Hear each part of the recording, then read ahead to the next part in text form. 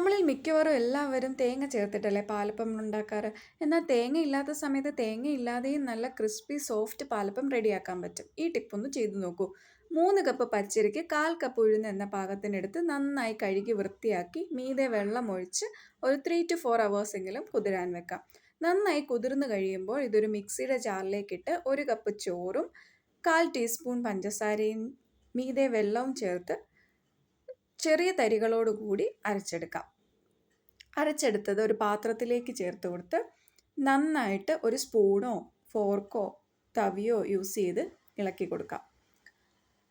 നന്നായി ഇളക്കിയതിന് ശേഷം കൈ കൊണ്ട് തന്നെ നമുക്ക് നന്നായിട്ടൊന്ന് കലക്കി യോജിപ്പിച്ച് കൊടുക്കാം. എന്നിട്ട് ഇത് ഒരു 8 to 10 hours റെസ്റ്റ് ചെയ്യാൻ വെക്കാം. ഓവർനൈറ്റ് ഫുള്ള് വെക്കുന്നതാണ് നല്ലത്.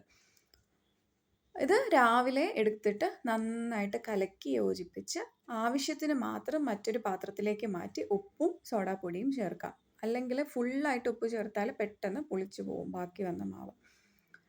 അതിനുശേഷം ഒരു അപ്പച്ചട്ടി അടുപ്പത്ത് വെച്ച് നന്നായി ചൂടായി വരുമ്പോൾ ഒരു തവി മാവ് ഒഴിച്ച് നന്നായി കറക്കിയെടുത്ത് അടച്ചു വെക്കാം.